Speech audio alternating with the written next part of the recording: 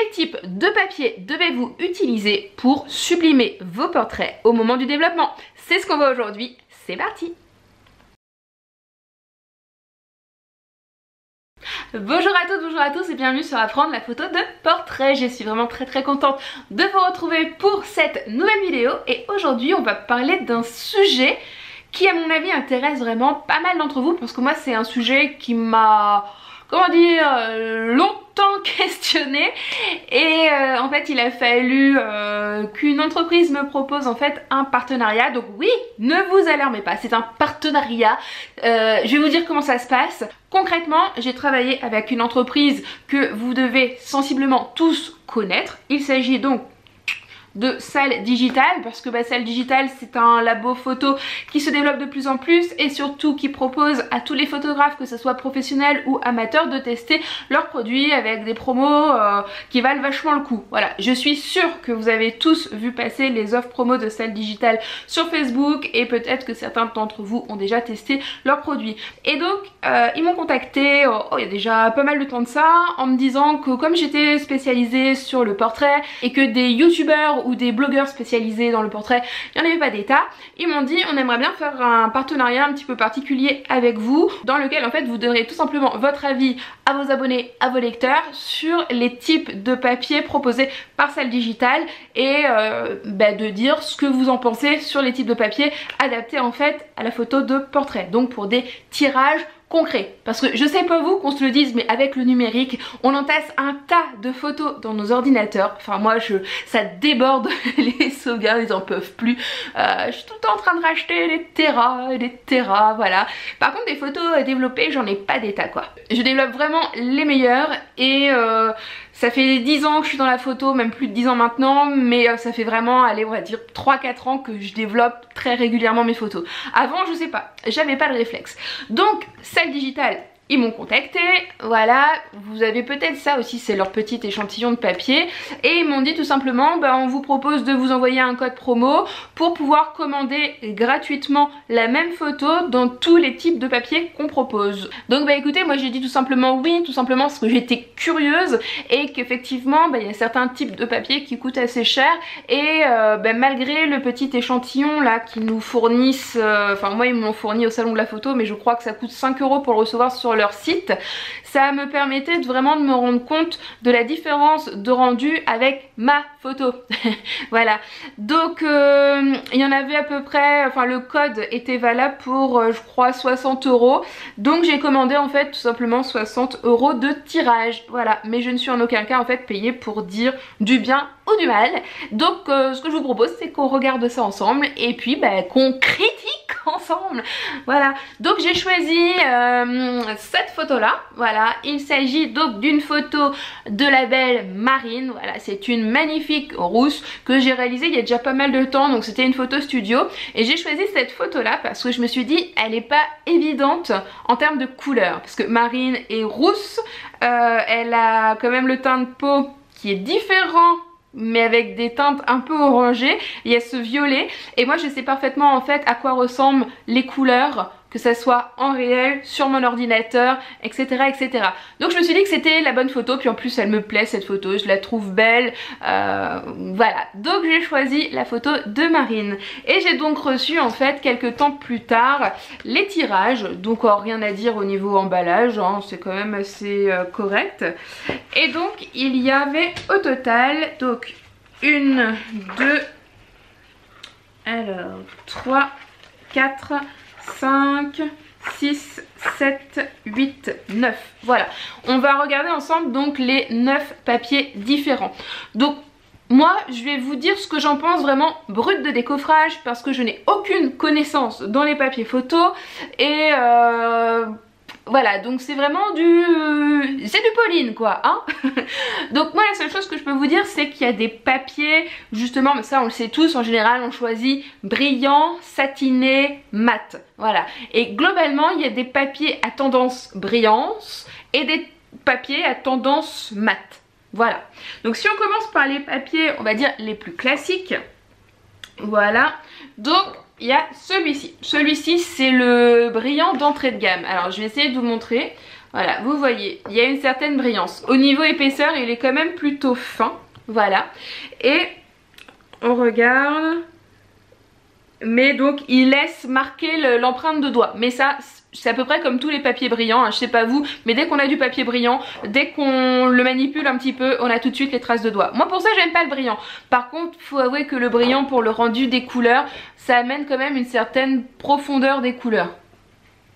Bon après honnêtement le rendu des couleurs par rapport en fait à mon rendu ordinateur il est plutôt pas mal quoi. Sachant que Salle Digital propose de pouvoir télécharger ce qu'on appelle les profils ICC. Alors je ne suis pas au top sur ce sujet là mais concrètement en fait un profil ICC ça vous permet en fait d'afficher chez vous, si vous avez un écran calibré, on va dire un format d'épreuve exact de ce qui sortira en fait chez Salle Digital. Donc ça vous permet en fait d'avoir un aperçu réel en fait du même aperçu que Salle aura dans leur laboratoire. Donc ça peut être hyper intéressant si vous cherchez un rendu des couleurs mais vraiment nickel. Voilà, je dis peut-être des bêtises mais pour moi le profil ICC expliqué simplement ça veut dire ça. Donc ça c'est le papier mat de chez Salle Digital, mais comme vous voyez il y a quand même une certaine brillance, mais c'est pas la même brillance, c'est une brillance mat qu'on compare. Voilà, une brillance brillante et une brillance mat. Je sais pas si vous arrivez à voir mais ce ne sont pas les mêmes reflets. Et donc le mat avec cette petite pellicule brillante, je le trouve quand même pas mal du tout. Voilà, il ne laisse pas du tout les empreintes de doigts, donc plutôt pas mal à manipuler. Et il offre en fait un rendu de couleur pas mal du tout. J'aime beaucoup leur mat. Voilà. Entre les deux, vous avez en fait le papier satiné. Ici. Alors le papier satiné, si je dois... parce que bon là en fait pour moi ce sont les trois papiers de base. Vous avez en fait le mat, le satiné, le brillant. Et le papier satiné en fait par rapport au papier mat et brillant, il a un toucher totalement différent. Je pense que je vais pas pouvoir vous le montrer ici. Mais en fait quand on touche il est pas lisse. Il a comme un effet un peu tissé. Alors je sais pas du tout comment ça s'appelle, hein, je vous dis avec mes mots. Mais si je passe en fait mon ongle ça fait... Je sais pas si vous pouvez entendre. Voilà. Alors qu'il y a en fait vraiment un aspect totalement lisse sur le brillant et sur le mat. Donc ça donne un effet de tissage qui est pas mal du tout. Et on a l'impression en fait au toucher que le papier est hyper résistant quoi. Je pense qu'en fait parmi ces trois papiers là c'est celui qui peut être le plus manipulé. Par contre au niveau des couleurs je le trouve autant le brillant et le mat se rapprochent assez. Autant sur le papier satiné je dirais qu'il y a une petite dominante rouge ou magenta au niveau de la peau. Donc il y a que moi j'aime moins. Voilà, je vais essayer de vous montrer mais je sais pas si vous allez voir. C'est compliqué à voir comme ça à l'écran hein. Donc ça, là c'est le satiné et là c'est le mat. Alors vous voyez en termes de brillance et d'aspect, le satiné ressemble un petit peu au mat. Mais ils n'ont vraiment rien à voir l'un avec l'autre. Donc voilà, en général, même si sur ces photos là j'aime moins le rendu du satiné au niveau des couleurs, c'est quand même le papier satiné que j'utilise pour mes développements parce que c'est un intermédiaire qui passe bien, parce qu'il y a des gens qui adorent le brillant, il y a des gens qui détestent le brillant, il y a des gens qui adorent le mat, qui détestent le mat. En général quand on opte pour un satiné, on a plus de chances que ça plaise à tout le monde. Et franchement comme je vous dis, avec cet aspect un petit peu tissé, ça permet une manipulation et une solidité du papier pour pouvoir en fait le regarder encore et encore. Voilà. Ensuite on passe à des papiers comment dire, qui ne sont plus considérés comme des papiers standards. Voilà, ça c'était les trois papiers standards. Et donc je vais essayer de les ranger par catégorie. Alors comment on va faire? Je vais vous parler dans un premier temps des papiers à effet qui ont en fait une tendance brillante. Alors en premier lieu je vais vous présenter allez, je vais vous présenter celui-ci. Voilà, je vous laisse le regarder un petit peu.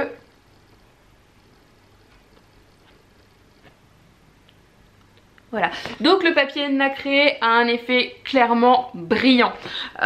Il porte plutôt bien son nom parce qu'effectivement on pourrait penser qu'il y a une espèce de pellicule un peu perlée, un peu de nacre dessus qui lui donne justement des reflets un peu blancs. Je sais pas si vous me comprenez.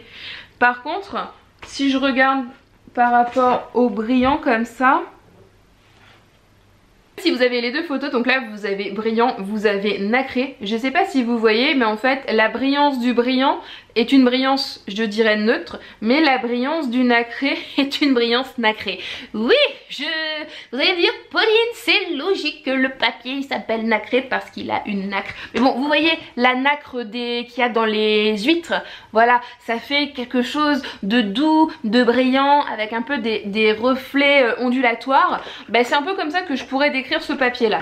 Après, il est assez fin, voilà, assez léger, mais par contre il est hyper résistant, autant on voit un petit peu les empreintes, mais je dirais c'est quelque chose qui se gomme assez facilement.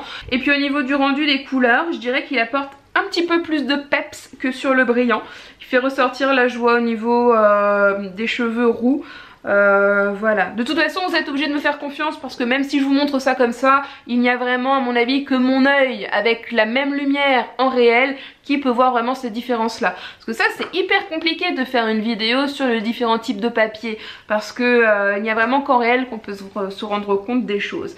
À côté du papier nacré, vous avez en fait le papier à effet métallique. Et donc là, encore une fois, comme la nacre a un effet nacre, le papier métallique a un effet métallique. Effectivement, c'est comme si cette fois-ci on avait recouvert le papier brillant d'un espèce de vernis contenant en fait le reflet qu'on pourrait trouver en fait sur les pièces métalliques. Et donc c'est plutôt un reflet un peu grisé cette fois-ci. Je sais pas si vous voyez ce que je veux dire. Je vais encore essayer de vous mettre les deux. Voilà. Hop. Mais en fait ils sont quand même assez proches ces deux-là. Donc vous avez la nacre et vous avez le métallique. Donc le brillant a des reflets neutres, le nacré a des reflets nacre beige et le métallique je dirais qu'en fait il donne un petit effet grisé. Voilà. Au niveau des couleurs, en fait il est quand même vachement proche du papier nacré. Si on devait donner vraiment une différence entre les deux, ça serait compliqué quoi. Et puis en termes de, comment dire, d'épaisseur on est très proche aussi. Donc bon, papier nacré, papier métallique. Voilà. Et enfin vous avez le papier qui est appelé le papier flex. Voilà. Et donc là une photo encore plus fine. Voilà, je crois que c'est le papier le plus fin de tous. Et on est encore sur un effet de brillance. Voilà, vous voyez. Et donc par rapport au premier, comment je pourrais vous dire, il se rapproche plus en fait du brillant. Voilà, parce que les reflets qui en ressortent sont plutôt neutres. Par contre il aurait presque un effet miroir. Voilà, je sais pas si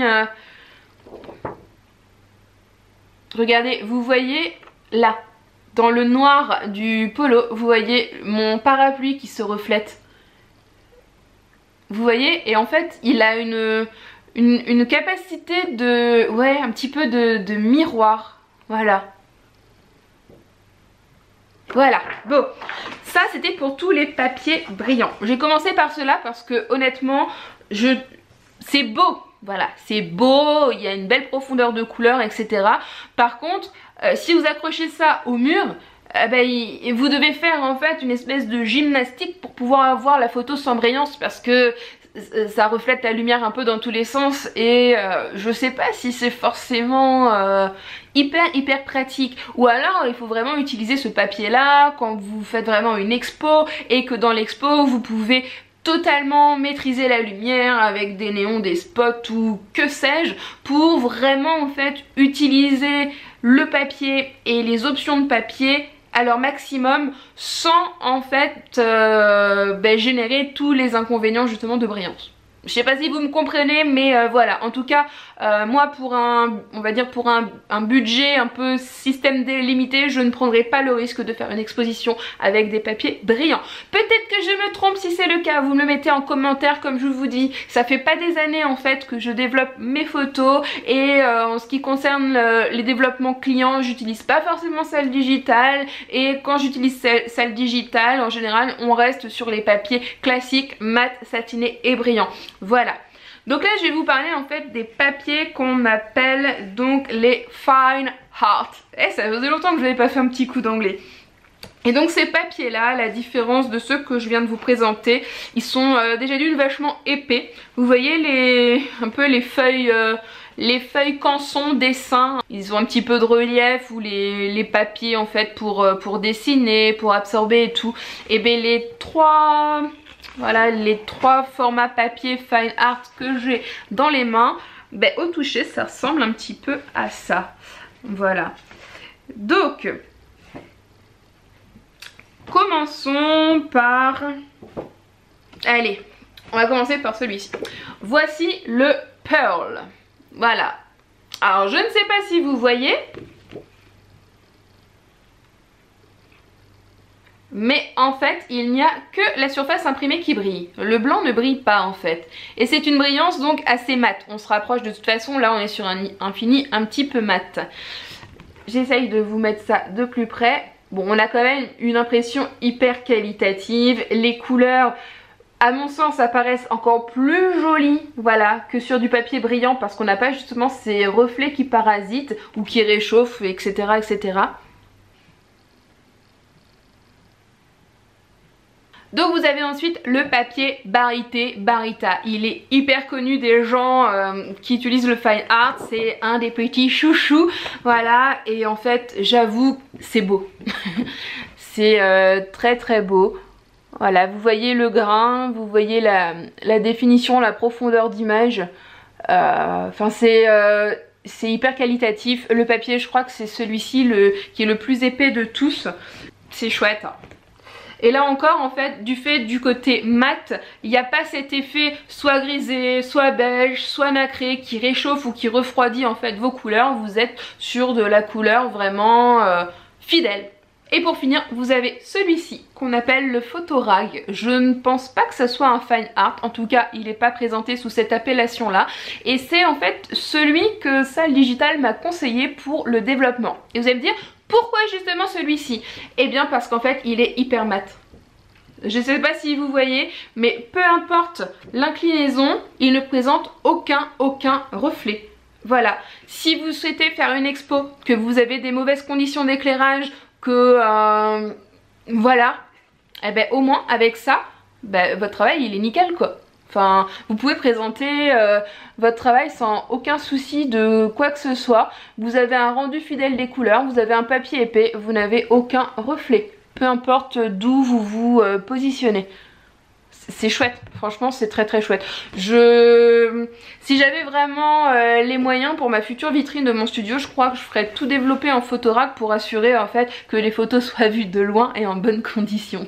Petit truc stratégique. Mais les budgets fine art sont quand même beaucoup plus élevés en termes budget que évidemment les papiers de base.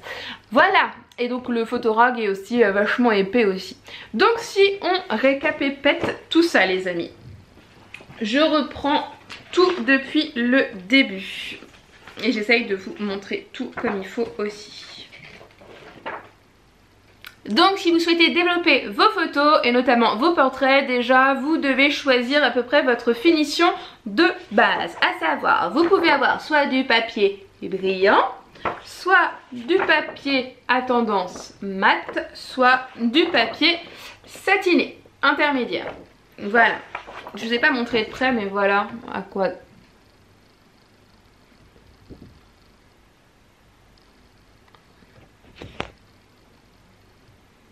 Voilà. Ça c'est le papier brillant. Ça c'est le papier mat. Vous voyez, ils sont vraiment lisses, hein. Et ça c'est le papier satin.